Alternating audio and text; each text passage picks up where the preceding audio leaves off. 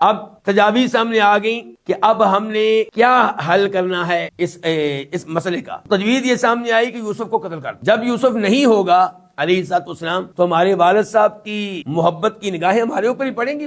یا اس کو غائب کر دو, کسی دور دراز علاقے میں اس کو پھینکاؤ, یہاں نہ آ سکے. تب یخلو اصل میں تھا یخلو, یعنی کہ خالی ہو جائے گا تمہارے لیے تمہارے باپ کا چہرہ. پھر تمہارا باپ نہ ان کی طرف دیکھے گا نہ ان کو پیار کرے گا, پیار ہم سے کرے گا. اچھا لیکن یہ ہے کہ اللہ ناراض ہوگا تو اس کا بھی حل موجود ہے, توبہ کر لینا. شیطان فوراً حل پیش کرتا ہے اور اسی طرح انسان سے قتل کرواتا ہے. ایک تو ہر قتل کرنے والے کے ذہن میں شیطان یہ ڈالتا ہے کہ جو تجویز تو نے سوچی نا قتل کرنے کی, اس کے بعد تجھے کوئی پکڑ نہیں سکے گا, کسی کو پتہ ہی نہیں چلنا. یعنی کہ باقی سب لوگ پاگل تھے جو قتل کرتے رہے اور پکڑے گا جیلوں میں ہیں. تو نے جو منصوبہ تیار کیا ہے نا, یہ تو نہیں پکڑا جائے گا بالکل. اور جہاں تک تعلق اللہ تعالیٰ کا تو توبہ کر لینا, توبہ کے دروازے کھلے ہوئے ہیں. انسان یہ نہیں سوچتا کہ مجھے توبہ کا موقع ملے گا یا نہیں ملے گا. ہو سکتا ہے کہ قتل کرتے ہی اللہ تعالیٰ تجھے فوت کر لے, یا قتل کرنے کے بعد اللہ توبہ کرنے کی توفیق چھین لے. تو اس لیے اللہ سے ڈرنا چاہیے.